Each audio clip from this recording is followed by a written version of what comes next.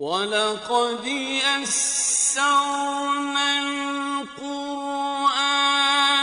لِلذِّكْرِ فَهَلْ مِن مُّدَّكِرٍ۔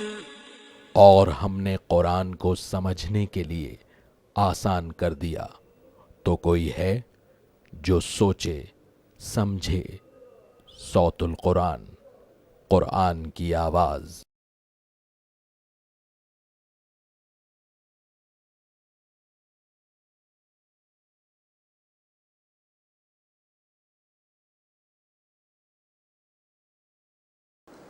نحمده ونصلي على رسوله الكريم اما بعد فاعوذ بالله من الشيطان الرجيم بسم الله الرحمن الرحيم وإذ صرفنا إليك نفرا من الجن يستمعون القرآن فلما حضروه قالوا أنصتوا فلما قضي ولوا إلى قومهم منذرين۔ صدق اللہ العظیم۔ سورۃ الاحقاف آیت نمبر 29 سے ہم اپنا مطالعہ شروع کر رہے ہیں۔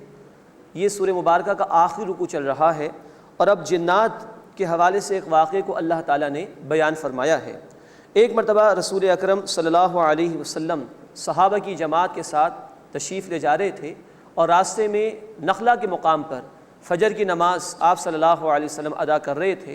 اس موقع پر جنات کی ایک جماعت وہاں آئی اور اس نے قرآن کو سنا۔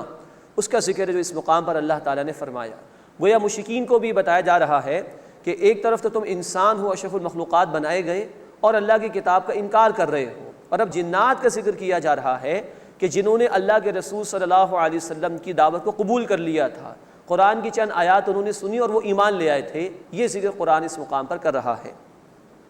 وَإِذْ صَرَفْنَا إِلَيْكَ نَفَرًا مِنَ الْجِنِّ يَسْتَمِعُونَ الْقُرْآنَ، اور یاد کیجئے نبی صلی اللہ علیہ وسلم جب ہم نے جنات کی جماعت کو آپ کی طرف متوجہ کیا، وہ غور سے قرآن کو سنتے تھے۔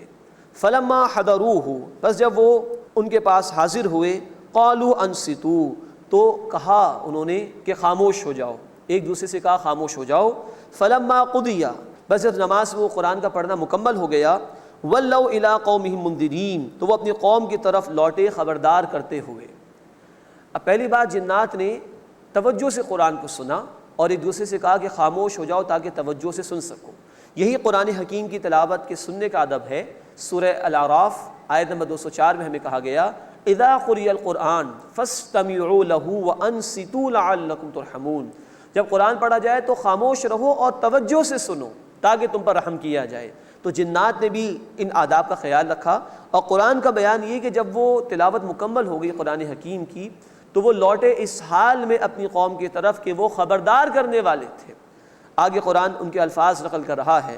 قالوا، انہوں نے کہا، یا قومنا، اے ہماری قوم، انا سمعنا کتابا انزل من بعد موسیٰ، بے شک ہم نے کتاب سنی ہے جو نازل کی گئی ہے موسیٰ علیہ السلام کے بعد، مصدقا لما بین یدیہ، یہ کتاب اپنے سے پہلے والی کتاب کی تصدیق کرتی ہے، یہدی الی الحق، حق کی طرف ہدایت کرتی ہے، وإلی طریق مستقیم، اور سیدھے راستے کی طرف ہدایت دیتی ہے۔ معلوم ہوتا ہے کہ یہ جنات صاحب ایمان تھے جو موسیٰ علیہ السلام کی کتاب تورات کو سن چکے تھے۔ اب یہ کہہ رہے ہیں کہ اب ایک اور کلام اللہ نے نازل فرمایا جو پچھلی کتاب انہیں تورات کی بھی تصدیق کرتا ہے۔ یا قومنا، اے ہماری قوم، اجیبوا داعی اللہ، اللہ کی طرف دعوت دینے والے کی پکار پر لبیک کہو، اسے قبول کرو، وآمنوا بہ، اور اس پر ایمان لاؤ، یغفر لکم من ذنوبکم، اللہ تمہارے گناہوں میں سے تمہیں بخش دے گا، وَيُجِرْكُم مِّنْ عَذَابٍ أَلِيمٍ، اور تمہیں دردناک عذاب سے بچا لے گا۔ وَمَن لَّا يُجِبْ دَاعِيَ اللَّهِ، اور جو اللہ کے پکارنے والے کی، اللہ کی طرف دعوت دینے والے کی بات کو قبول نہیں کرے گا، فَلَيْسَ بِمُعْجِزٍ فِي الْأَرْضِ، تو وہ زمین میں اللہ کو عاجز کرنے والا نہیں ہے، وَلَيْسَ لَهُ مِن دُونِهِ أَوْلِيَاء، اور اس اللہ کے سوا اس کے لیے کوئی حمایتی نہیں۔ أُولَٰئِكَ فِي ضَلَالٍ مُّبِينٍ، یہی لوگ کھلی گمراہی میں ہیں۔ اب یہ ہے جو قرآن نے کہا اس مقام پر کہ یہ جنات تھے، قرآن کی چند آیات سنی ہے انہوں نے نماز فجر میں رسول اکرم صلی اللہ علیہ وسلم کی زبان مبارک سے، لیکن عالم یہ ہے کہ قرآن کے داعی بن گئے اور اپنی قوم کے لوگوں کو خبردار کر رہے ہیں، قبول کر لو اس داعی حق کی دعوت کو تو اللہ تمہارے گناہوں کو بخش دے گا، اور اگر انکار کرو گے تو اللہ تمہیں ہلاک کر دے گا، عذاب سے دوچار کرے گا۔ ہمیں بھی سوچنا چاہیے، اللہ کی کتاب ہمارے سامنے موجود، ہم اللہ کی کتاب کو پڑھتے بھی ہیں، سنتے بھی ہیں، کسی درجے میں سمجھنے کی بھی کوشش کرتے ہیں. ہم کتنا تاثر لیتے ہیں اس کتاب سے, ہماری زندگی میں کتنی تبدیلی آ رہی ہے. یہاں چند آیات سنی ہیں جنات نے تو قرآن کے داعی بن گئے. امت کے لوگوں کو سوچنا چاہیے, پورا پورا قرآن ہم سن لیتے ہیں, پڑھ لیتے ہیں, موجود ہے ہمارے پاس, ہمارے اندر کتنی تبدیلی آ رہی ہے. اللہ تعالی ہمیں قرآن کو تھامنے اور اس کے تقاضوں پر عمل کرنے کی توفیق عطا فرمائے, اور اللہ اس قرآن کی برکت سے ہماری انفرادی اور اجتماعی زندگیوں کو تبدیل فرمائے اور ہمیں اپنی اطاعت کا پابند بنا دے. اولم یروا, کیا انہوں نے دیکھا نہیں, ان اللہ الذی خلق السماوات والارض ولم یعی بخلقہن, کہ اللہ ہی ہے جس نے آسمانوں کو اور زمین کو پیدا فرمایا, ولم یعی بخلقہن, اور وہ ان کی تخلیق سے تھکا نہیں. یہ اصل میں بائبل میں بھی الزامات ہیں اور یہودیوں نے بھی کچھ الزامات لگائے. مثال کے طور پر اولڈ ٹیسٹمنٹ میں بک آف ایکسوڈس, کتاب خروج, اس کا چیپٹر نمبر 17 اور اس کی آیت نمبر 21 ہے. وہاں یہ ذکر ہے کہ اللہ نے 6 دنوں میں زمین و آسمان کو پیدا کیا اور پھر اللہ تعالیٰ نے 7ویں دن آرام کیا, معاذ اللہ. اسی طرح بائبل کا جس وقت اسٹینڈرڈ ورژن ہے, کنگس جیمس ورژن, اس میں بھی بات لکھی ہوئی ہے کہ اللہ تعالیٰ نے 6 دنوں میں زمین و آسمان کو پیدا کیا اور 7ویں دن اس نے آرام کیا, معاذ اللہ ثم معاذ اللہ. ولم یعی بخلقہن, اور اللہ ان کی تخلیق سے تھکا نہیں. بقادر, وہ تو قادر ہے, علی ان یحیی الموتى, کہ مردوں کو زندگی عطا فرما دے. بلا, کیوں نہیں, انہ علی کل شیء قدیر, بے شک وہ ہر شے پر قدرت رکھنے والا ہے. وَيَوْمَ يُعْرَضُ الَّذِينَ كَفَرُوا عَلَى النَّارِ, اور جس دن کفر کرنے والے آگ پر پیش کیے جائیں گے, پوچھا جائے گا ان سے, أَلَيْسَ هَذَا بِالْحَقِّ, کیا یہ حق نہیں؟ قَالُوا بَلَىٰ وَرَبِّنَا, وہ کہیں گے ہاں ہاں ہمارے رب کی قسم. قَالَ فَذُوقُوا الْعَذَابَ بِمَا كُنتُمْ تَكْفُرُونَ, اللہ تعالیٰ فرمائے گا پس تم عذاب چکھو اس بنا پر کہ تم انکار کیا کرتے تھے.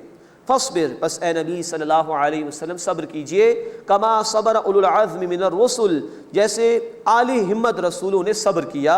ولا تستعجل لهم, اور ان کے لیے عذاب کی جلدی نہ کیجیے. گزشتہ رسولوں پر بھی یہ حالات آئے, انہوں نے بھی دین کے راستے میں آنے والے مشکلات کو پوری عظمت کے ساتھ برداشت کیا. اے نبی آپ بھی برداشت کیجئے. کأنہم یوم یرون ما یوعدون, گویا جس دن وہ دیکھیں گے یعنی عذاب جس کا ان سے وعدہ کیا جاتا ہے, لم یلبثوا الا ساعۃ من نہار, تو انہیں کچھ ایسا ہی معلوم ہوگا کہ دنیا میں وہ صرف ایک دن کی ایک گھڑی ٹھہرے رہے ہیں. جس دنیا کے لیے بڑے بڑے منصوبے بنا رکھے تھے, جب قیامت میں آنکھ کھلے گی تو دن کی ایک گھڑی جتنا وقت محسوس ہوگا کہ یہ بسر کیا ہم نے. بلاغ, یہ قرآن پہنچا دیا جانا ہے. فَهَلْ يُهْلَكُ إِلَّا الْقَوْمُ الْفَاسِقُونَ, بس ہلاک نہیں ہوں گے مگر نافرمان لوگ. اللہ تعالیٰ اس ہلاکت سے ہماری حفاظت فرمائے اور اپنی کتاب کے تقاضوں پر عمل کرنے کی توفیق عطا فرمائے.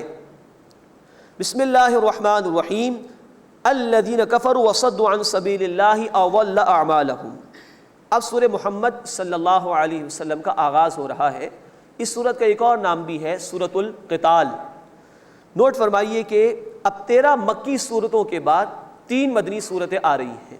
قرآن حکیم میں مکی مدنی صورتوں کی جو گروپ بعض اہل علم نے متعین کیے, اس کے اعتبار سے اب یہ 5واں گروپ چل رہا ہے, جس میں 13 مکی صورتیں ہم نے پڑھی سورہ سبا سے لے کے سورۃ الاحقاف تک. اب 3 مدنی صورتیں آ رہی ہیں, سورہ محمد, سورۃ الفتح اور سورۃ الحجرات. گویا اس گروپ میں 3 مدنی صورتیں ہیں جو اب انشاءاللہ ہم پڑھیں گے. سورہ محمد صلی اللہ علیہ وسلم یہ غزوہ بدر سے پہلے نازل ہوئی ہے, اور گویا کہ کہا جا سکتا ہے کہ سورۃ البقرہ میں بھی اشارے تھے قتال کے حوالے سے, اس میں مزید تاکید پیدا کر دی گئی اس سورہ مبارکہ کے نزول کے ذریعے سے. اور بدر سے پہلے قتال کے مراحل کے لیے اہل ایمان کو تیار کیا گیا ہے اس سورہ مبارکہ میں, اور منافقین کا بیان بھی اللہ تعالیٰ نے کیا ہے اس سورہ مبارکہ میں. ہم دیکھیں گے انشاءاللہ کہ سورہ محمد صلی اللہ علیہ وسلم, اس میں پہلا معرکہ جو ہوا اسلام و کفر کا یعنی غزوہ بدر, اس سے پہلے اللہ تعالیٰ نے کچھ باتیں ارشاد فرمائی, اور اس کے بعد سورہ الفتح آئے گی جو آخری فتح تھی, یعنی سب سے بڑی فتح فتح مکہ. اس سے پہلے سورۃ الفتح اللہ تعالیٰ نے نازل فرمائی. یہ دونوں صورتوں کے اندر مشابہت ہے کہ پہلے معرکے سے پہلے, بدر سے پہلے سورہ محمد کا نزول صلی اللہ علیہ وسلم, اور بڑی فتح فتح مکہ سے پہلے سورۃ الفتح کا نزول ہے جو اس کے بعد انشاءاللہ آئے گی. پہلے رکوع میں مشرکین کے متعلق اللہ تعالیٰ نے بات نقل کی ہے کہ ان کے اعمال ضائع ہو جائیں گے, اللہ کی مدد اہل ایمان کو حاصل ہوگی, اس کا ایک طریقہ حاصل کیے جانے کا بیان کیا گیا ہے, اور اللہ تعالیٰ نے وعید بھی عذاب کی بیان فرمائی ہے. الذین کفروا وصدوا عن سبیل اللہ، جن لوگوں نے کفر کیا اور اللہ کے راستے سے روکا، اضل اعمالہم، ان کے اعمال ضائع ہو گئے۔ وصدوا، اس کے دونوں تراجم ممکن ہیں، خود رکنا اور دوسروں کو روکنا۔ تو یہ وہ لوگ تھے جنہوں نے خود بھی اللہ کے دین کو ناپسند کیا اور دوسروں کو بھی اللہ کے دین کے راستے سے روکنے کی کوشش کی۔ الذین کفروا، جن لوگوں نے کفر کیا، وصدوا عن سبیل اللہ، اور اللہ کے راستے سے رکے اور دوسروں کو بھی روکا، اضل اعمالہم، اللہ نے ان کے اعمال اکارت کر دیے، ضائع کر دیے۔ والذین آمنوا وعملوا الصالحات، اور وہ لوگ جو ایمان لائے اور جنہوں نے نیک اعمال کیے، وآمنوا بما نزل علی محمد، اور وہ اس پر ایمان لائے جو محمد کریم صلی اللہ علیہ وسلم پر نازل کیا گیا، وہو الحق من ربہم، اور وہ ان کے رب کی طرف سے حق ہے۔ کفر عنہم سیئاتہم، اللہ نے ان لوگوں سے ان کی برائیاں دور فرما دیں، واصلح بالہم، اور ان کے حال کو سنوار دیا۔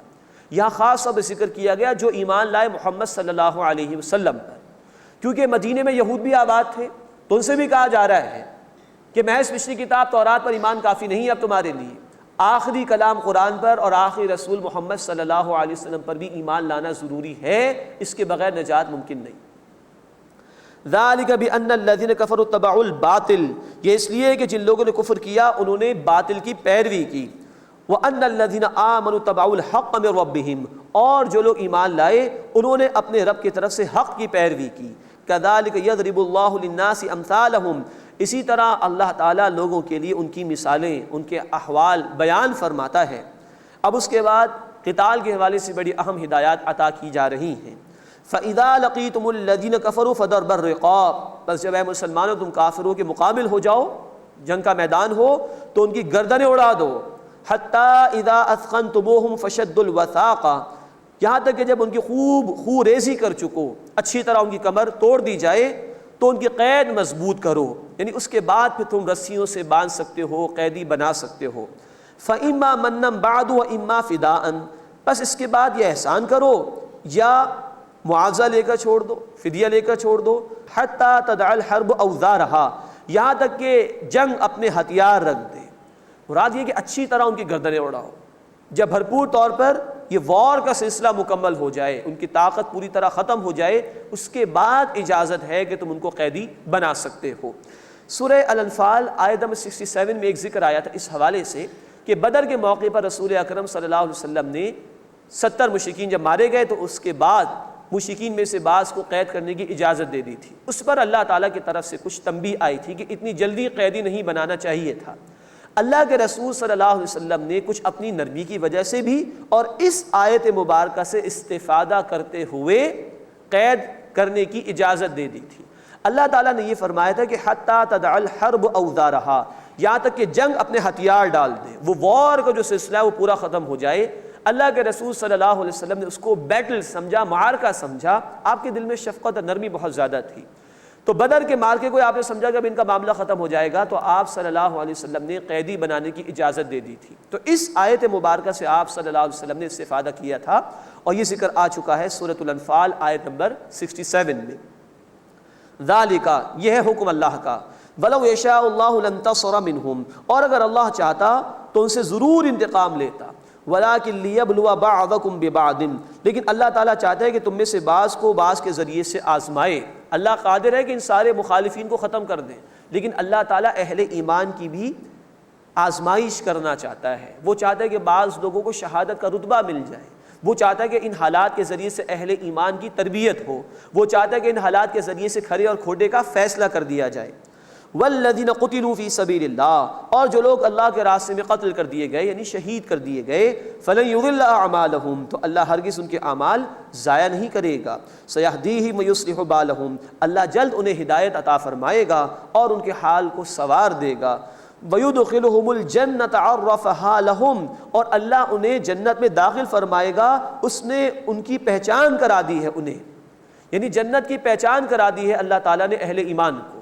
ایک تو یہ کہ اللہ تعالیٰ نے اس کی نعمتیں بیان فرمائی، اور اللہ کے رسول صلی اللہ علیہ وسلم نے اس کی وضاحت فرمائی بخاری شریف کی حدیث میں کہ ایک جنتی جب جنت میں داخل ہوگا تو اپنے گھر کو جو کہ جنت میں ہوگا کہیں زیادہ جانتا ہوگا اس گھر کے مقابلے میں جو دنیا میں اس کو دیا گیا تھا۔ اس کو اللہ تعالیٰ فرما رہے ہیں کہ وَيُدْخِلُهُمُ الْجَنَّةَ، اللہ انہیں جنت میں داخل فرمائے گا، عَرَّفَهَا لَهُمْ، اللہ تعالیٰ نے انہیں اس کی پہچان کرا دی ہے، اس جنت میں اللہ اہل ایمان کو داخل فرمائے گا۔ اللہم انا نسألک الجنہ، اے اللہ ہم تجھ سے جنت کا سوال کرتے ہیں۔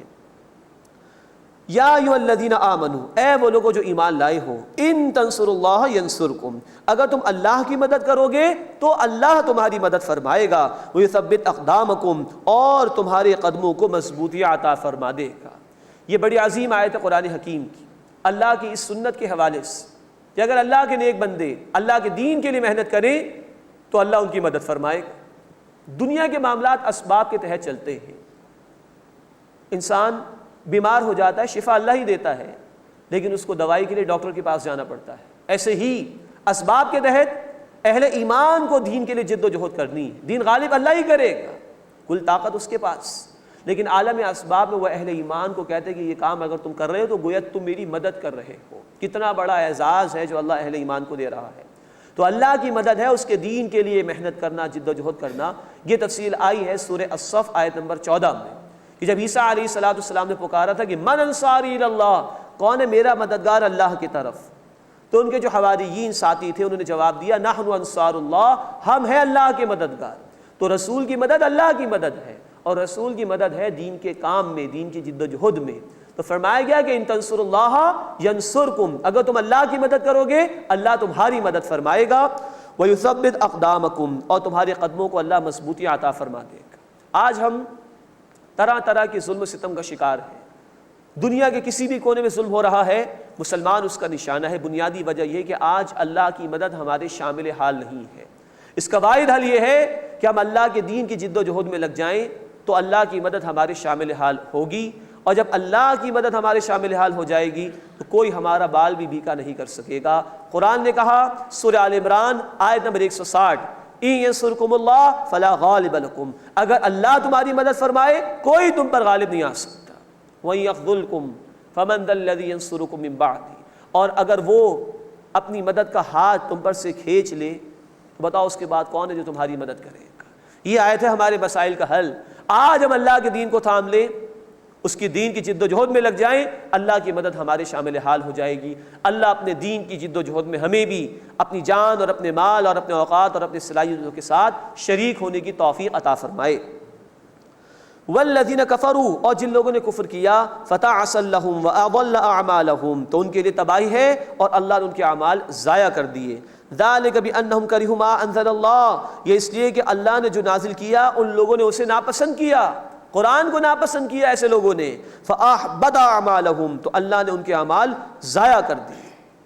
افلم یسیروا فی الارض، کیا وہ زمین میں چلے پھرے نہیں، فینظروا کیف کان عاقبۃ الذین من قبلہم، کہ وہ دیکھ لیتے کہ کیسا انجام ہوا ان لوگوں کا جو ان سے پہلے تھے۔ دمر اللہ علیہم، اللہ نے ان کو تباہ کر دیا۔ وللکافرین امثالھا، اور کافروں کے لیے انہی کی مانند سزا ہوگی۔ اب جو مخالفین ہیں وہ بھی کان کھول کر سن لیں، جو اللہ کے دین کی مخالفت کرے گا وہ برباد کر دیا جائے گا۔ ان الفاظ کے ذریعے سے ایک طرف مشرکین مکہ کو تنبیہ کی جا رہی ہے، ان کو سنایا جا رہا ہے کہ دیکھو اللہ کا عذاب آ رہا ہے، اور دوسری طرف اہل ایمان کو تسلی دی جا رہی ہے کہ مخالفین کسی بھی دور کے ہوں کبھی بھی اللہ کی پکڑ سے وہ بچے نہیں۔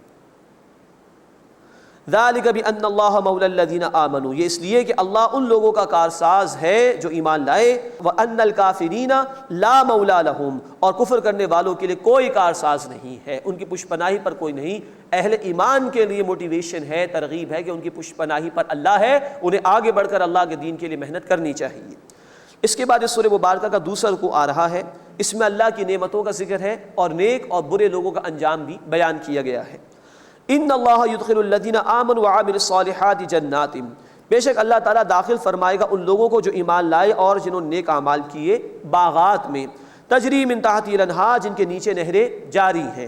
والذین کفروا، اور جن لوگوں نے کفر کیا، یتمتعون ویأکلون، وہ فائدہ اٹھاتے ہیں اور کھاتے ہیں، کما تأکل الانعام، جیسے جانور کھاتے ہیں، والنار مثوی لہم، اور آگ ان کا ٹھکانہ ہے۔ جانور بھی کھاتے پیتے لیکن ان کی زندگی کا کوئی مقصد نہیں ہوتا اور ان سے کوئی حساب کتاب کا معاملہ نہیں۔ انسان بھی اگر نرا حیوان بن جائے اور اسی حیوانی سطح پر زندگی بسر کرے کہ کھائے پیے اور دنیا ہی میں مگن رہے، تو گویا اس میں اور جانور میں کوئی فرق نہیں رہا۔ تو یہ جانوروں کا معاملہ ہے کہ ان کی زندگی کا کوئی اصول یا کوئی نسب العین نہیں ہوتا. انسان کو اللہ نے عقل و شعور عطا فرمایا کہ والذین کفروا، اور جن لوگوں نے کفر کیا، یتمتعون، وہ فائدہ اٹھاتے ہیں، ویأکلون، اور کھاتے ہیں، کما تأکل الانعام، جیسے جانور کھاتے ہیں، والنار مثوی لہم، اور آگ ان کا ٹھکانہ ہے. وکأی من قریۃ ہی اشد قوۃ من قریتک التی اخرجتک، اور بہت سی بستیاں ہیں وہ بہت ہی سخت تھیں قوت میں اے نبی صلی اللہ علیہ وسلم آپ کی بستی سے، جس کے رہنے والوں نے آپ کو نکال دیا. ان لوگوں نے آپ صلی اللہ علیہ وسلم کو ہجرت پر مجبور کیا تھا.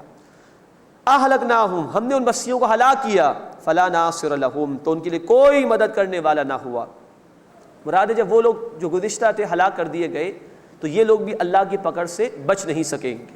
افمن کان علی بینۃ من ربہ، بس کیا جو کوئی اپنے رب کی طرف سے واضح دلیل پر ہو، کمن زین لہ سوء عملہ، کیا اس کی طرح ہو سکتا ہے جسے اس کے عمل کی برائی آراستہ کر کے دکھا دی گئی. واتبعوا اہواءہم، اور انہوں نے اپنی خواہشات کی پیروی کی. یہ شخص روشنی پر ہے، ہدایت پر ہے، اس کی زندگی کا رخ بھی درست ہے، کردار بھی عمدہ ہے، اور دوسرا اندھیرے کے اندر ہے، خواہشات نفسانی کی پیروی کر رہا ہے، کردار بھی عمدہ نہیں ہے. ظاہری بات ہے یہ دونوں برابر نہیں ہو سکتے. اب آگے اب نتائج کا ذکر آ رہا ہے آخرت کے حوالے سے. مثل الجنت التی وعید المتقون، جنت کی کیفیت جس کا وعدہ تقوی اختیار کرنے والوں سے کیا گیا وہ ایسی ہے، فیہا انہار من ماء غیر آسن، کہ اس میں نہریں ہیں اس پانی کی جس میں بدبو نہیں ہوگی، ہمیشہ وہ فریش رہے گا، صاف شفاف رہے گا. وانہار من لبن لم یتغیر طعمہ، اور نہریں ہیں دودھ کی جن کا ذائقہ کبھی بدلنے والا نہیں ہے، وہ بھی ہمیشہ فریش رہے گا. وانہار من خمر لذۃ للشاربین، اور نہریں ہیں شراب کی جو پینے والوں کے لیے سراسر لذت ہوں گی، اس سے نہ کوئی چکر آئیں گے، نہ سر میں درد ہوگا، نہ انسان اول فول کہے گا، بلکہ بالکل پاکیزہ شراب دی جائے گی. وانہار من عسل مصفی، اور نہریں ہیں صاف کیے ہوئے شہد کی. وَلَهُمْ فِيهَا مِن كُلِّ الثَّمَرَاتِ، اور اس میں ان کے لیے ہر قسم کے پھل ہیں. وَمَغْفِرَةٌ مِّن رَبِّهِمْ، اور ان کے رب کی بخشش بھی ہے. كَمَنْ هُوَ خَالِدٌ فِي النَّارِ، کیا یہ شخص اس کی طرح ہو سکتا ہے جو ہمیشہ آگ میں رہنے والا ہے.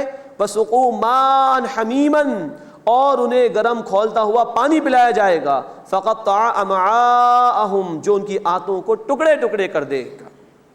وَمِنْهُمْ مَن يَسْتَمِعُ إِلَيْكَ، اور ان میں سے بعض ایسے ہیں جو آپ کی طرف کان لگا کر سنتے ہیں، دکھانے کے لیے لوگوں کو. حَتَّى إِذَا خَرَجُوا مِنْ عِنْدِكَ، یہاں تک کہ جب وہ آپ کے پاس سے نکلتے ہیں، قَالُوا لِلَّذِينَ أُوتُوا الْعِلْمَ مَاذَا قَالَ آنِفًا، تو وہ اہل علم سے کہتے ہیں کہ انہوں نے ابھی کیا کہا. یہ منافقین کی طرف اشارہ ہے کہ وہ نبی صلی اللہ علیہ وسلم کی مجالس میں آتے تھے، توجہ سے سنتے نہیں تھے، باہر نکلتے تھے تو دیگر مخلص صحابہ کرام سے پوچھتے تھے بھائی اللہ کے رسول صلی اللہ علیہ وسلم نے کیا کہا. تو ان کی اس روش کا بیان اس مقام پر ہوا. اولئک الذین طبع اللہ علی قلوبہم، یہ وہ لوگ ہیں کہ جن کے دلوں پر اللہ نے مہر لگا دی. واتبعوا اہواءہم، اور انہوں نے اپنی خواہشات کی پیروی کی. والذین اہتدوا زادہم ھدی وآتاہم تقواہم. اب یہ بڑی خوبصورت آیت ہے قرآن حکیم کی. اور جن لوگوں نے ہدایت اختیار کی اللہ نے انہیں مزید ہدایت عطا فرمائی اور انہیں ان کا تقوی بھی عطا فرمایا. یعنی بندہ پہلا قدم خود لے تو اللہ اسے تھام لیتا ہے اور آگے بڑھنے کی توفیق عطا فرماتا ہے. جیسے ایک بچہ جو سال بھر کا ہو جائے وہ چلنا شروع کرتا ہے، چل نہیں پاتا، لڑک جاتا ہے، تو اس کے والدین اس کو تھام لیتے ہیں اور انگلی پکڑ پکڑ کے اسے چلانا سکھاتے ہیں. یہی معاملہ بندے کا ہے کہ بندہ ایک اسٹیپ آگے لے تو اللہ اسے تھامتا ہے اور ہدایت پر ہدایت عطا فرماتا ہے. وَآتَاهُمْ تَقْوَاهُمْ، اور انہیں ان کا تقوی اختیار کیا، یعنی اللہ نے ان کو یہ جذبہ عطا فرما دیا کہ وہ اللہ کی نافرمانی سے بچنے والے ہو جائیں. فَهَلْ يَنظُرُونَ إِلَّا السَّاعَةَ، بس کیا وہ انتظار کر رہے ہیں قیامت کا، أَن تَأْتِيَهُمْ بَغْتَةً، کہ وہ ان پر اچانک آ جائے. فَقَدْ جَاءَ أَشْرَاطُهَا، تو اس کی علامات تو آ چکی. اللہ کے رسول صلی اللہ علیہ وسلم نے فرمایا، بخاری شریف اور مسلم شریف کی روایت ہے، بُعِثْتُ أَنَا وَالسَّاعَةُ كَهَاتَيْنِ، میں اور قیامت یوں بھیجے گئے ایک ساتھ ساتھ. تو آپ کا تشریف لے آنا ہی آخری رسول کی حیثیت میں قیامت کی ایک بہت بڑی علامت ہے. فَقَدْ جَاءَ أَشْرَاطُهَا، تو اس کی علامات تو آ چکی ہیں. فَأَنَّىٰ لَهُمْ إِذَا جَاءَتْهُمْ ذِكْرَاهُمْ، تو جب وہ ان کے پاس آ جائے گی تو انہیں نصیحت قبول کرنا کہاں فائدہ دے گا. فَعْلَمْ، بس جان لیجئے، أَنَّهُ لَا إِلَٰهَ إِلَّا هُوَ، کہ بے شک اس اللہ کے سوا کوئی معبود نہیں۔ واستغفر لذنبک، اور اے نبی صلی اللہ علیہ وسلم اپنی خطاؤں کے لیے بخشش مانگیے۔ وللمؤمنین والمؤمنات، اور مومن مردوں اور عورتوں کے لیے بھی۔ واللہ یعلم متقلبکم ومثواکم، اور اللہ جانتا ہے لوگوں تمہارے چلنے پھرنے کو بھی اور تمہارے رہنے سہنے کے مقام کو بھی، تم عارضی طور پر کہاں ہوتے ہو، تمہارا مستقل ٹھکانہ کہاں ہے، اللہ خوب واقف ہے۔ اس کے بعد اس سورہ مبارکہ کا تیسرا رکوع شروع ہو رہا ہے، اس میں منافقین کے فرار اختیار کرنے کا ذکر ہے اور عذاب کی وعید بھی سنائی گئی ہے۔ وَيَقُولُ الَّذِينَ آمَنُوا لَوْلَا نُزِّلَتْ سُورَةٌ، اور جو لوگ ایمان لائے وہ کہتے ہیں کہ کوئی سورت کیوں نہیں اتار دی گئی۔ یہ اشارہ ہے منافقین کی طرف۔ منافقین بھی کیونکہ قانونی طور پر مسلمان ہوتے تھے، اس لیے خطاب یا ایھا الذین آمنوا کے الفاظ میں ہی ہوتا ہے قرآن حکیم میں، لیکن قرآن حکیم کا اسلوب بتا دیا کرتا ہے کہ یہ خطاب منافقین سے ہو رہا ہے جو ایمان کے جھوٹے دعوے دار ہیں۔ وَيَقُولُ الَّذِينَ آمَنُوا لَوْلَا نُزِّلَتْ سُورَةٌ، اور جو لوگ ایمان لائے وہ کہتے ہیں کہ کوئی سورت کیوں نہیں نازل کر دی گئی۔ مراد یہ ہے کہ اللہ کے رسول صلی اللہ علیہ وسلم کی طرف سے اب قتال کے مرحلے کا آغاز ہو رہا ہے، تو یہ لوگ کہہ رہے ہیں کوئی سورت ہی نازل ہو جائے۔ اللہ تعالیٰ کا آگے تبصرہ ہے فَإِذَا أُنزِلَتْ سُورَةٌ مُحْكَمَةٌ، تو جب کوئی صاف معنی والی واضح سورت اتاری جاتی ہے، وَذُكِرَ فِيهَا الْقِتَالُ، اور اس میں قتال یعنی جنگ کا ذکر کیا جاتا ہے، رَأَيْتَ الَّذِينَ فِي قُلُوبِهِم مَرَضٌ، تو اے نبی صلی اللہ علیہ وسلم آپ دیکھیں گے ان لوگوں کو کہ جن کے دلوں میں مرض یعنی نفاق کی بیماری ہے، يَنظُرُونَ إِلَيْكَ نَظَرَ الْمَغْشِيِّ عَلَيْهِ مِنَ الْمَوْتِ، کہ وہ آپ صلی اللہ علیہ وسلم کی طرف اس طرح دیکھتے ہیں جیسے کہ اس شخص کا دیکھنا کہ جس پر بے ہوشی طاری ہو گئی ہو موت کی، گویا ان کو اپنی موت نظر آ رہی ہے۔ اور اسی سورہ محمد صلی اللہ علیہ وسلم کے متصل غزوہ بدر سے پہلے سورۃ البقرہ کا نزول ہو چکا، اس میں قتال کی آیات آ چکی ہیں۔ یہ خامخواہ اس طرح کی باتیں کر رہے ہیں صرف جان چھڑانے کے لیے اور قتال کے مراحل سے فرار اختیار کرنے کے لیے۔ فَأَوْلَىٰ لَهُمْ، تو ہلاکت ہے ان کے لیے۔ طاعۃ وقول معروف، اطاعت کرنا اور عمدہ بات کہنا یہ پسندیدہ اور مطلوب ہے، جیسے اور صحابہ کرام رضی اللہ تعالی عنہم اجمعین انہوں نے کہا۔ سورہ البقرہ آیت 285 میں الفاظ آ چکے، فقالوا سمعنا واطعنا، انہوں نے کہا ہم نے سنا اور ہم نے مانا، تو تم بھی سن چکے ہو، سورۃ البقرہ میں ذکر آ چکا۔ پھر نبی صلی اللہ علیہ وسلم نے مدینے میں آنے کے بعد غزوہ بدر سے پہلے 8 مہمیں روانہ فرمائی تھیں، دستے روانہ فرمائے تھے مشرکین کے راستوں کو بلاک کرنے کے لیے۔ یہ سب کچھ اللہ کے رسول صلی اللہ علیہ وسلم اس سب کا آغاز کر چکے تھے، تو ان کو چاہیے تھا کہ یہ بات کو مانتے اور اطاعت کرتے، لیکن یہ فرار اختیار کر رہے ہیں۔ طاعت وقول معروف، اطاعت کرنا اور عمدہ بات کہنا یہ مطلوب ہے۔ فَإِذَا عَزَمَ الْأَمْرُ، پھر جب کام پختہ ہو جاتا، فَلَوْ صَدَقُوا اللَّهَ لَكَانَ خَيْرًا لَهُمْ، تو اگر وہ اللہ کے ساتھ سچے ہوتے تو یہ ان کے لیے بہتر ہوتا۔ اب یہ جہاد کے مراحل میں قتال کا مرحلہ آ گیا ہے، تو اگر یہ واقعتاً سچے ہیں اپنے ایمان کے دعوے میں تو ضرور نکلیں، ضرور اللہ کے دین کی خاطر نکلیں اور محنت کریں، تیاری کریں اس کے لیے، یہ ان کے لیے بہتر ہوتا۔ فَهَلْ عَصَيْتُمْ إِن تَوَلَّيْتُمْ أَن تُفْسِدُوا فِي الْأَرْضِ وَتُقَطِّعُوا أَرْحَامَكُمْ، سو تم سے بعید نہیں تھی کہ اگر تم لوگ حاکم بن جاتے تو تم فساد مچاتے زمین میں اور اپنے رشتوں کو توڑ ڈالتے۔ ایک طرف تو یہ منافقین کے حوالے سے بھی کہا جا رہا ہے کہ اگر ان کے ہاتھ میں کہیں حکومت آ جائے تو یہ تو فساد ہی مچائیں گے زمین میں، اور دوسری طرف اس بات کی طرف بھی اشارہ ہے کہ ابھی مسلمانوں کی تربیت ضروری ہے، ابھی نئے نئے لوگ اس اسلام کے دائرے میں داخل ہو رہے ہیں، تربیت کے بغیر کوئی اقدام کر لینا یہ مناسب نہیں ہوگا، اس لیے ابھی تربیت کے مراحل سے گزرنا ضروری ہے، ورنہ بغیر تربیت کے اگر اقتدار مل گیا، حکومت مل گئی، تو امکان ہے کہ فساد ہو جائے زمین کے اندر۔ اولئک الذین لعنہم اللہ، یہ وہ لوگ ہیں جن پر اللہ نے لعنت فرمائی، فاصمہم واعمی ابصارہم، پھر اللہ نے انہیں بہرا کر دیا اور ان کی آنکھوں کو اندھا کر دیا۔ افلا یتدبرون القرآن، کیا وہ قرآن میں غور نہیں کرتے؟ ام علی قلوب اقفالها، کیا ان کے دلوں پر تالے پڑ گئے ہیں؟ یعنی اس نفاق کی بنیادی وجہ ہے کہ دل میں ایمان موجود نہیں، اور وہ ایمان ملتا ہے قرآن کے ذریعے۔ سورہ انفال آیت نمبر 2، اذا تلیت علیہم آیاتہ زادتہم ایمانا، جب جب اللہ کے نیک بندوں کے سامنے قرآن کی آیات کی تلاوت کی جاتی ہے تو یہ آیات ان کے ایمان میں اضافہ کر دیتی ہیں۔ تو ان منافقین کو بھی کہا جا رہا ہے کہ اگر دلوں کے اندر ایمان کی کمی ہے تو قرآن پر غور و فکر کرو۔ کیا ان کے دلوں پر تالے لگے ہوئے ہیں؟ یہ قرآن سمجھنے کی کوشش نہیں کر رہے، قرآن سے ایمان حاصل کرنے کی کوشش نہیں کر رہے، اس کی دعوت دی جا رہی ہے ان کو۔ معلوم ہوا کہ ایمان کی کمزوری کی وجہ سے ہی انسان دین کے تقاضوں سے فرار اختیار کرتا ہے، اور اس ایمان کے حصول کی جو اولین سورس ہے وہ قرآن حکیم ہے۔ اللہ اس قرآن کے ذریعے سے ہمیں حقیقی ایمان حاصل کرنے کی توفیق عطا فرمائے اور اپنے دین کے لیے محنت کرنے کی توفیق عطا فرمائے۔ ان الذین ارتدوا علی ادبارہم من بعد ما تبین لہم الہدی، بے شک جو لوگ اپنی پیٹھ پھیر کر پلٹ گئے اس کے بعد کہ ان کے لیے ہدایت واضح ہو گئی، الشیطان سول لہم، شیطان نے ان کے لیے آراستہ کر کے دکھا دیا، ان کی برائیوں کو شیطان نے بڑا مزین کر دیا ان کے لیے، وَأَمْلَى لَهُمْ، اور انہیں امیدیں دلائیں شیطان نے، ذَلِكَ بِأَنَّهُمْ قَالُوا لِلَّذِينَ كَرِهُوا مَا نَزَّلَ اللَّهُ، یہ اس لیے کہ انہوں نے ان لوگوں سے کہا جنہوں نے اس کو ناپسند کیا جو اللہ نے نازل کیا، اشارہ یہود کی طرف ہے۔ یہ منافقین تعلقات قائم رکھے ہوئے تھے مدینے کے یہودیوں سے، اور ان کو اپنی وفاداری کی امیدیں دلایا کرتے تھے، وعدے دیا کرتے تھے۔ تو ناپسند کرنے والے اللہ کے کلام کو یہود ہیں، ان سے یہ منافقین کہتے تھے سنطیعکم فی بعض الامر، ہم ان قریب تمہارا کہنا مان لیں گے بعض باتوں میں، واللہ یعلم اسرارہم، اور اللہ ان کی خفیہ باتوں کو خوب جانتا ہے۔ فکیف اذا توفتہم الملائکۃ یضربون وجوہہم وادبارہم، تو بس کیا حال ہوگا یا فرشتے ان کی روح قبض کریں گے، مارتے ہوں گے ان کے چہروں اور ان کی پیٹھوں پر۔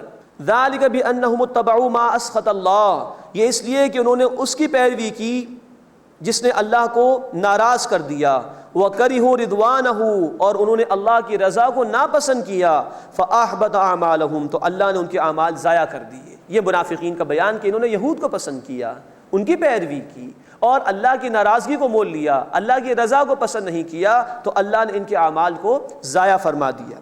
اب اس کے بعد اس سورہ مبارکہ کا چوتھا رکوع آ رہا ہے، اس میں منافقین کے طرز عمل پر نکیر کی گئی ہے اور دنیا کی محبت کی نفی کی گئی ہے۔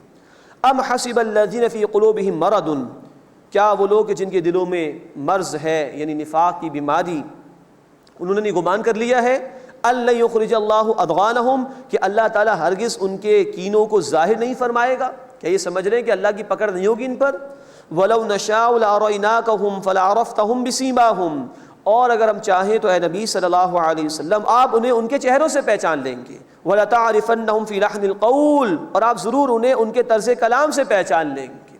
اس لیے کہ جو حقیقی مومن ہوتا ہے وہ باتیں کم کرتا ہے، عمل زیادہ کرتا ہے، اور جو ایمان کے جھوٹے دعوے دار ہوتے ہیں وہ باتیں زیادہ کرتے ہیں، عمل نہیں کرتے۔ تو اے نبی آپ ان کو ان کے طرز عمل سے ہی پہچان لیں گے، ان کی گفتگو سے پہچان لیں گے۔ واللہ یعلم اعمالکم، اور اللہ تمہارے اعمال کو جانتا ہے۔ وَلَنَبْلُوَنَّكُمْ حَتَّى نَعْلَمَ الْمُجَاهِدِينَ مِنْكُمْ الصَّابِرِينَ، اور ہم ضرور تمہاری آزمائش کریں گے یہاں تک کہ ہم ظاہر کر دیں کون ہے تم میں سے جہاد کرنے والے اور صبر کرنے والے۔ یہ آزمائشیں ضرور آتی ہیں اللہ تعالیٰ کی طرف سے، ہم پڑھ چکے ہیں سورۃ البقرہ آیت 155 میں کہ آزمائشیں ضرور آئیں گی، اور ہم پڑھ چکے ہیں سورہ البقرہ آیت نمبر 214 میں کہ آزمائشوں سے گزرے بغیر جنت کا تصور نہ کرو، جنت کی طرف جانا ہے تو ان مشکلات سے گزرنا ہوگا۔ وَلَنَبْلُوَنَّكُمْ حَتَّى نَعْلَمَ الْمُجَاهِدِينَ مِنْكُمْ الصَّابِرِينَ، اور ہم ضرور تمہاری آزمائش کریں گے یہاں تک کہ ہم ظاہر کر دیں کہ کون ہے تم میں سے جہاد کرنے والے اور صبر کرنے والے۔ وَنَبْلُوَ أَخْبَارَكُمْ، اور ہم تمہارے حالات کی جانچ پڑتال کریں گے۔ ان الذین کفروا وصدوا عن سبیل اللہ، بے شک جن لوگوں نے کفر کیا اور اللہ کے راستے سے روکا، وشاقوا الرسول، اور انہوں نے رسول صلی اللہ علیہ وسلم کی مخالفت کی، من بعد ما تبین لهم الہدی، اس کے بعد کہ جب کہ ان پر ہدایت واضح ہو گئی، لَيَضُرُّ اللَّهَ شَيْئًا، وہ اللہ کا ہرگز کچھ بھی بگاڑ نہیں سکیں گے، وَسَيُحْبِطُ أَعْمَالَهُمْ، اور جلد اللہ ان کے اعمال کو ضائع کر دے گا۔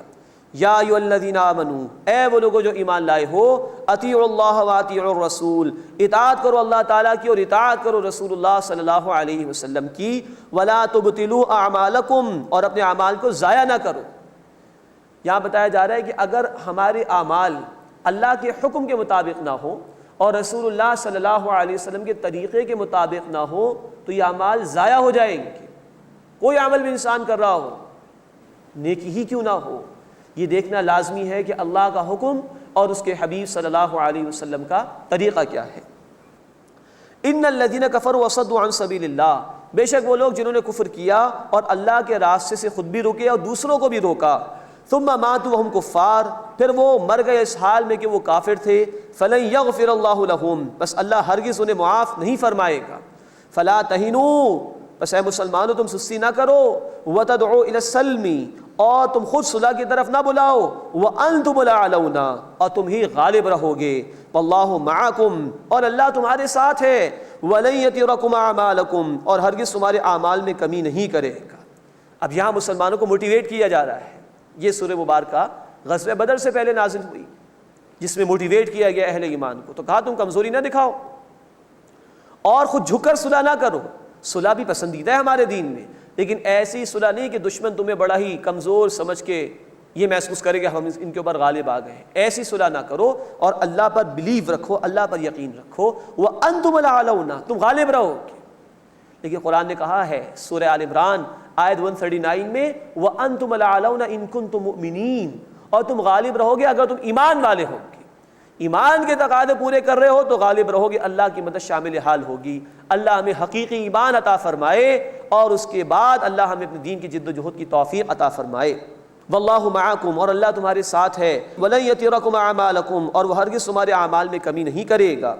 انما الحیات الدنیا لعب و لہو بے شک دنیا کی زندگی کھیل اور تماشا ہے، یہ گزر جائے گی، عارضی زندگی ہے۔ وَإِن تُؤْمِنُوا اور اگر تم ایمان لاؤ، وَتَتَّقُوا اور تقوی اختیار کرو، یؤتکم اجورکم اللہ تمہیں تمہارے اجر عطا فرمائے گا، ولا یسألکم اموالکم اور تم سے تمہارے تمام مال طلب نہیں کرے گا۔ کچھ کا وہ مطالبہ کرتا ہے کہ اس کے راستے میں لگاؤ، اس کے دین کے لیے لگاؤ، سب کا نہیں۔ ان یسألکموہا فیحفکم اگر وہ تم سے تمہارے سارے مال طلب کر لے اور اصرار کرے تبخلوا تو تم بخل کرو گے، کنجوسی کرو گے، سب کا مطالبہ نہیں کیا اس نے۔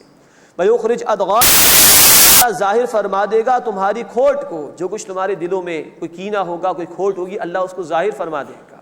تو اس مال کے مطالبات کے ذریعے سے بھی اللہ آزمائش کرتا ہے کہ آیا اس بندے کے دل میں اللہ اور اس کے دین کی محبت ہے یا یہ مال کو محبوب بنا کر بیٹھا ہوا ہے۔ ہاں انتم ہؤلاء تدعون لتنفقوا فی سبیل اللہ یہ تمہیں تو ہو کہ تمہیں پکارا جاتا ہے کہ تم اللہ کے راستے میں خرچ کرو۔ فمنکم من یبخل پھر تم میں سے کوئی ایسا ہے جو کنجوسی کرتا ہے، ومن یبخل اور جو کنجوسی کرتا ہے فانما یبخل عن نفسہ تو بے شک وہ اپنے ہی خلاف کنجوسی کرتا ہے، اس کا وبال اسی پر جائے گا۔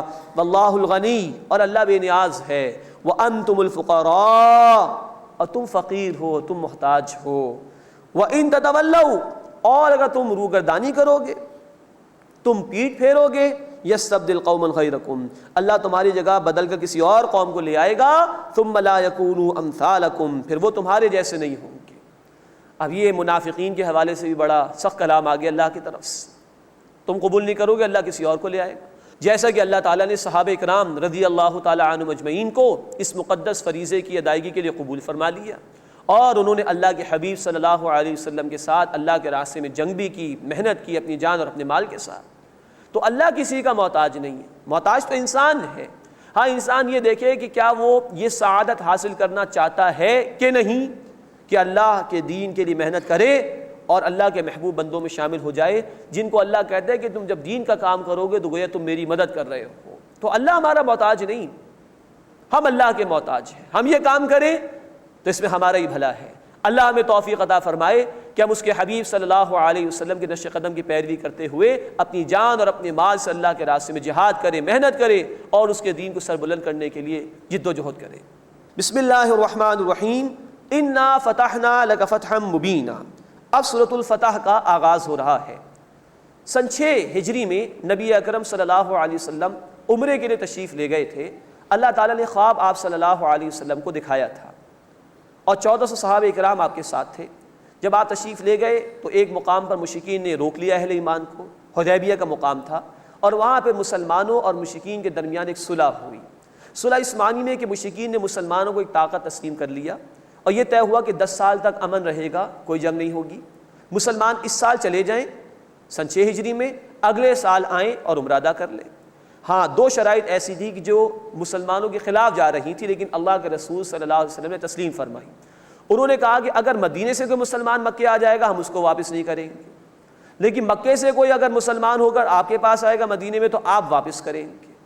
تو بظاہر بڑی دب کر یہ صلح تھی۔ بعض صحابہ کرام جن میں ابوبکر صدیق اور عمر فاروق رضی اللہ تعالیٰ عنہما بھی شامل تھے، کہا کہ اللہ کے رسول اتنی دب کر صلح کر رہے ہیں۔ اللہ کے رسول نے کہا کہ یہ اللہ کی طرف سے ہے، اور اسی صلح حدیبیہ کو اللہ تعالیٰ نے اس سورہ مبارکہ کی پہلی آیت میں فتح مبین قرار دیا۔ 1.5 برس تقریباً نبی صلی اللہ علیہ وسلم کو ملا جس میں کوئی جنگ نہیں ہوئی۔ آپ صلی اللہ علیہ وسلم نے اسی دور میں مدینے سے باہر کے دیگر علاقوں کے اندر خطوط روانہ کیے، وفود روانہ کیے، اور بہت بڑے لیول پر مسلمانوں کو اپنی دعوت کو عام کرنے کا موقع ملا۔ 1400 صحابہ تھے سن 6 ہجری میں حدیبیہ کے موقع پر، اور 8 ہجری میں مکہ فتح ہوا۔ 10,000 کا لشکر رسول اللہ صلی اللہ علیہ وسلم کے ساتھ تھا۔ اتنی تیزی کے ساتھ قبول اسلام میں اضافہ ہوا۔ یہ برکات تھیں اس صلح حدیبیہ کی جسے اللہ تعالیٰ نے فتح مبین قرار دیا ہے۔ پہلے رکوع میں انشاءاللہ تعالیٰ ہم دیکھیں گے کہ اس فتح مبین کا ذکر ہے، اللہ کی مدد آنے کا ذکر بھی ہے، اور بیعت رضوان ہوئی تھی اس کا ذکر بھی ہے کہ مسلمانوں کی طرف سے نبی صلی اللہ علیہ وسلم نے حضرت عثمان رضی اللہ تعالیٰ عنہ کو بھیجا تھا کہ وہ جائیں اور مشرکین سے گفت و شنید کریں۔ ان کو روک لیا گیا اور یہ افواہ پھیلا دی گئی کہ عثمان رضی اللہ تعالیٰ عنہ شہید کر دیے گئے۔ اللہ کے رسول صلی اللہ علیہ وسلم نے 1400 صحابہ کرام سے بیعت لی کہ ہم عثمان کے قتل کا بدلہ لیں گے۔ یہ بیعت رضوان کہلاتی ہے۔ اس رکوع میں انشاءاللہ اس کا ذکر بھی آئے گا۔ انا فتحنا لک فتحا مبینا، بے شک اے نبی صلی اللہ علیہ وسلم ہم نے آپ کو واضح فتح عطا فرمائی۔ لیغفر لک اللہ ما تقدم من ذنبک وما تأخر، تاکہ اللہ تعالیٰ آپ کی اگلی پچھلی خطاؤں کو معاف فرما دے۔ وَيُتِمَّ نِعْمَتَهُ عَلَيْكَ، اور تاکہ آپ صلی اللہ علیہ وسلم پر اللہ اپنی نعمت مکمل فرما دے۔ وَيَهْدِيَكَ صِرَاطًا مُسْتَقِيمًا، اور اللہ تعالیٰ آپ کو کامیابی کے ساتھ سیدھے راستے پر لے جائے۔ یہاں اللہ کے رسول صلی اللہ علیہ وسلم کی خطاؤں کی معافی کا اعلان ہے۔ اللہ کے رسول صلی اللہ علیہ وسلم اور دیگر تمام انبیاء اللہ کی خاص نگرانی میں ہوتے تھے، ان سے گناہ کا تو سوال ہی پیدا نہیں ہوتا کہ ہو جائے۔ ہاں، ان کے مقام بلند کے اعتبار سے وہ کبھی محسوس کرتے تھے کہ اللہ سے تعلق میں کچھ کمی آ گئی ہے، تو وہ اپنے بلند مقام کے اعتبار سے محسوس کرتے تھے کہ ہم سے خطا ہو گئی ہے، اس پر وہ اللہ سے استغفار کرتے تھے۔ مزید ان الفاظ میں تو شان بیان ہو رہی ہے اللہ کے رسول صلی اللہ علیہ وسلم کی، آپ اے نبی کچھ بھی کر لیں اللہ نے معاف فرما دیا آپ صلی اللہ علیہ وسلم کو۔ اور پھر امت کے لیے یہ تلقین ہے کہ جب اللہ کے حبیب صلی اللہ علیہ وسلم اتنی استغفار کرتے تھے تو امت کو کتنی بخشش مانگنی چاہیے، کتنا استغفار کا اہتمام کرنا چاہیے اللہ کے حضور میں۔ وَيَنْصُرَكَ اللَّهُ نَصْرًا عَزِيزًا، اور اللہ تعالیٰ آپ کو زبردست نصرت عطا فرمائے۔ هُوَ الَّذِي أَنزَلَ السَّكِينَةَ فِي قُلُوبِ الْمُؤْمِنِينَ، وہی اللہ ہے جس نے اہل ایمان کے دلوں میں تسلی نازل فرمائی، اطمینان عطا فرمایا۔ لِيَزْدَادُوا إِيمَانًا مَعَ إِيمَانِهِمْ، تاکہ وہ بڑھ جائیں اپنے ایمان میں ایمان کے ساتھ، ان کے ایمان میں اور اضافہ ہو جائے۔ وَلِلَّهِ جُنُودُ السَّمَاوَاتِ وَالْأَرْضِ، اور اللہ ہی کے لیے ہے لشکر آسمانوں اور زمین کے۔ وَكَانَ اللَّهُ عَلِيمًا حَكِيمًا، اور اللہ تعالیٰ خوب علم رکھنے والا، حکمت والا ہے۔ لِيُدْخِلَ الْمُؤْمِنِينَ وَالْمُؤْمِنَاتِ جَنَّاتٍ، تاکہ اللہ تعالیٰ مومن مردوں اور مومن عورتوں کو باغات میں داخل فرمائے، تجری من تحتہا الانہار، جن کے نیچے نہریں جاری ہیں، خالدین فیہا، وہ ان میں ہمیشہ ہمیشہ رہیں گے۔ وَيُكَفِّرَ عَنْهُمْ سَيِّئَاتِهِمْ، اور تاکہ اللہ تعالیٰ ان سے ان کی خطائیں دور فرما دے۔ وَكَانَ ذَلِكَ عِندَ اللَّهِ فَوْزًا عَظِيمًا، اور یہ اللہ تعالیٰ کے نزدیک بڑی کامیابی ہے۔ وَيُعَذِّبَ الْمُنَافِقِينَ وَالْمُنَافِقَاتِ وَالْمُشْرِكِينَ وَالْمُشْرِكَاتِ، اور تاکہ اللہ تعالیٰ عذاب دے منافق مردوں اور منافق عورتوں کو، اور مشرک مردوں اور مشرک عورتوں کو۔ مشرکین تو وہ تھے کہ جنہوں نے حدیبیہ کے مقام پر روک لیا تھا مسلمانوں کو اور عمرہ ادا کرنے نہیں دیا تھا۔ منافقین کا معاملہ یہ تھا کہ وہ مدینے میں بیٹھے رہے اور وہ اب انتظار کر رہے تھے کہ پہلے تو مشرکین آتے تھے یہاں پر، بدر کے موقع پر مشرکین نکل کر آئے، احد کے موقع پر مشرکین نکل کر آئے، یہ تمام باتیں ان کے ذہن میں تھیں۔ انہوں نے سوچا کہ اب تو مسلمان جا رہے ہیں، سن 6 ہجری کا واقعہ ہے، تو اب وہ انتظار کر رہے تھے کہ اب مشرکین اچھی طرح ان کا صفایا کر دیں گے معاذ اللہ۔ اس پر اللہ تعالیٰ فرما رہے ہیں کہ ان مشرکین کو بھی عذاب ہوگا اور منافقین کو بھی۔ الظانین باللہ ظن السوء، اللہ کے متعلق برا گمان کرنے والے، علیہم دائرۃ السوء، انہی پر ہے زمانے کی بری گردش، یعنی یہی اللہ کی طرف سے آنے والے عذاب میں مبتلا ہوں گے۔ وغضب اللہ علیہم، اور اللہ نے ان پر غضب فرمایا۔ ولعنہم، اور اللہ نے ان پر لعنت فرمائی۔ واعد لہم جہنم، اور ان کے لیے جہنم تیار کی۔ وساءت مصیرا، اور یہ برا ٹھکانہ ہے۔ وَلِلَّهِ جُنُودُ السَّمَاوَاتِ وَالْأَرْضِ، اور اللہ ہی کے لیے ہیں آسمانوں اور زمین کے لشکر. وَكَانَ اللَّهُ عَزِيزًا حَكِيمًا، اور اللہ تعالیٰ زبردست ہے، حکمت والا ہے. اللہ تعالیٰ ہمیں اپنے دین کی سمجھ عطا فرمائے اور اس کے حبیب صلی اللہ علیہ وسلم کی طرح ہمیں بھی اپنے دین کی محنت کے لیے قبول فرمائے. آمین یا رب العالمین.